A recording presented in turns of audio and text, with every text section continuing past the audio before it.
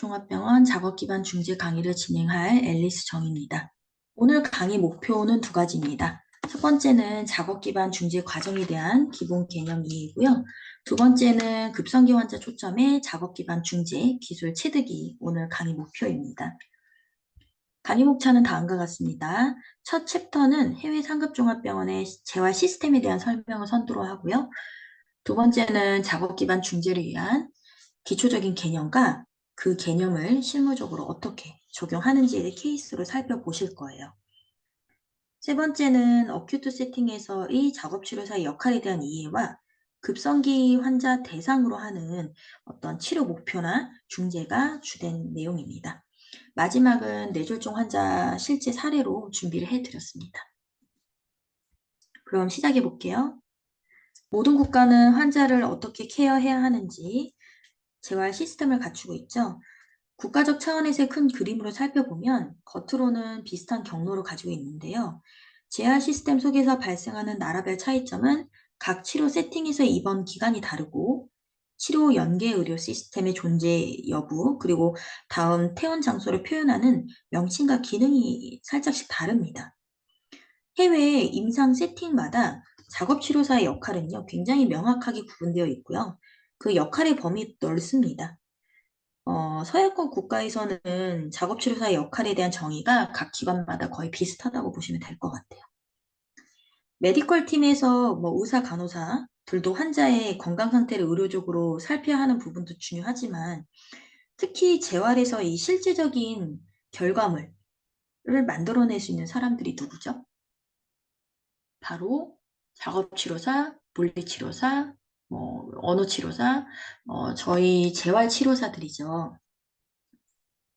그래서 이 재활치료사들의 전문 소견이 환자의 퇴원에 굉장히 중요한 역할을 하고 재활팀이 그 전문 소견에 근거해서 다음 퇴원 장소와 퇴원 시기를 결정을 하게 됩니다. 제가 싱가포르의 재활 시스템을 도표화해 보았는데요. 상급종합병원의 입원 기간은 보통 이렇게 3일에서 일주일 정도예요. 한 달까지 되는 경우는 환자의 그 건강 상태에 대한 모니터링이 지속적으로 필요한 경우이거나 또는 이제 간병인을 채용을 해서 간병인 교육을 해야 하는 어떤 특정한 상황들입니다. 상급종합병원에서 퇴원되는 장소는 크게 세 군데인데요. 첫 번째는 재활병원, 두 번째는 집, 그리고 세 번째는 요양원이 되겠죠. 상급종합병원에서 재활병원으로 연계된 환자의 경우는요. 이렇게 전환치료시설, 집, 정부 지원 시설, 그룹홈이라고도 하는데 마지막으로 이제 요양원이 대표적으로 있습니다. 전환치료 시설은 이 재활병원에 별도 병동으로 세팅된 곳이에요. 그래서 이제 환자분이 태어나기 전에 집으로 안전한 퇴원이 가능하도록 집과 유사한 환경 속에서 연장된 재활 치료를 받는 곳입니다. 퇴원 장소가 왜 이렇게 각기 다를까요? 그거는 하려고 하는 이제 환자의 이제 경제적, 사회적 여러 가지 상황에 맞게 퇴원 장소를 구분해서 의뢰를 해야 되기 때문이죠. 그리고 이 퇴원 장소마다 역할과 기능이 다 다릅니다.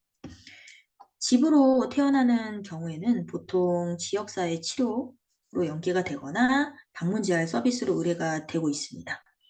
지역사회 치료 세팅을 보시면 데이리앱 센터, 데이케어 센터, 그다음에 이제 디멘시아 데이케어 센터가 있는데 한국에도 있는 기관들이죠. 보건소 재활센터나 사립 재활센터들 그리고 치매 전문 센터도 있죠. 방문재활 서비스도 한국에서는 국가 시범사업 또는 개인 방문재활 센터를 통해서 제공되고 있고 차이점이라고 하면 해외 같은 경우는 이 방문재활 서비스가 국가적 차원에서 좀 더 촘촘한 시스템 안에서 안정적으로 기능하고 있다는 점이에요. 질문을 좀 몇 가지 드리고 갈게요. 세 가지 질문을 준비해 봤는데요. 이 재활의 본질적 목적을 여러분은 어떤 거라고 생각하세요? 재활은 그 기존의 사회적 역할이 잘 수행될 수 있도록 또 본인의 병 전의 삶으로 재활을 통해 돌아가기 위해서 재활 치료를 받죠. 두 번째 질문인데요. 국가적 차원의 재활 시스템의 이해가 중요한 이유가 무엇일까요? 보시면 이 퇴원 장소마다 기능이 다 달라요.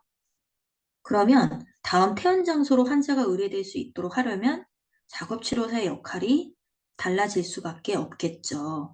그래서 이 의뢰 시스템을 이해하지 못하면 다음 퇴원 장소로 환자가 안전하게 퇴원할 수가 없습니다. 그렇기 때문에 여러분들이 이런 재활 시스템, 의뢰 시스템에 대해서 좀 자세하게 알고 계셔야 해요. 마지막 질문은 퇴원 과정에서 작업치료사 역할은 무엇입니까? 예를 들면 이 상급종합병원에서 재활병원으로 퇴원하는 환자잖아요. 그러면 뭘 가장 먼저 해줘야 되죠? 기본적으로 이 몸의 포지셔닝, simple self-care activities, sensory education, cognitive facilitation을 통해서 이 최대한 재활의 가능성을 높여줘야 되겠죠. 그러면 집으로 가는 환자면은 어떻게 해야 될까요? 기본적으로 케어기버 트레이닝, 뭐 보호자나 간병인 교육, 그리고 환자가 집으로 안전하게 생활할 수 있는 환경을 구축해주는 게 작업치료사의 역할이에요. 그래서 뭐 가혹 환경 평가나 의료 보조기기 처방들이 있겠죠. 다음은 해외 재활 시스템의 가장 큰 특징 4가지를 살펴볼 건데요. 첫 번째, 원활한 재활 시스템. 치료사를 포함한 재활 팀원들 모두가요, 치료 연계 의뢰서를 작성해 줘야 되는데, 이게 뭐냐면 이제 다음 퇴원 장소에서 기존에 진행된 치료들이 팔로우업 될 수 있도록 정보를 제공하는 역할을 해요. 두 번째는 다학제 간 팀의 팀워크를 통해서 전인적 재활을 제공한다는 점입니다. 보통 다학제 간 팀원들은 의사, 간호사, 작업치료사, 물리치료사, 의료사회복지사가 이제 핵심 구성 인원이고요. 이 인원이 함께 공동의 목표를 세우고 실제 치료 경과도 팀으로 함께 공유하고 관리를 해요.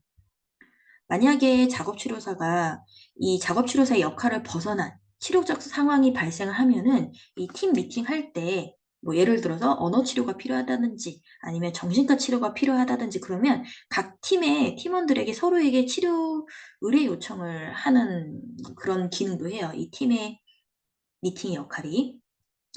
세 번째는요, 의료사회복지사의 역할이 굉장히 중요하고 또 이것이 이제 해외 재활 시스템에서 가장 하이라이트인데요. 해외에서는 모든 병원마다 의료사회복지사가 있어요. 이분들의 역할은 매우 중요한 이유가 이 재활팀과 환자 가족들 사이에서 중간 다리처럼 메인 커뮤니케이터 역할을 해주세요. 해외에서는 의사소통 채널이 주로 의료사회복지사 아니면 간호사 이렇게 한두 개의 채널로만 소통을 서로 합니다. 의료사회복지사는 그 환자의 재정적인, 사회적인 환경에 대한 평가도 진행을 하고 그 결과를 팀하고 공유해서 이 다음 퇴원 장소가 합당한 장소인지에 대해서 이제 같이 근거 자료를 사용하기도 하고요. 그리고 그 환자분한테 퇴원 장소에 대한 이제 부가적인 정보들을 다 제공해 주시는 분이 의료사회복지사세요. 마지막으로 그 해외 재활 시스템의 특징은 치료 공간이 주로 병동이라는 점인데요.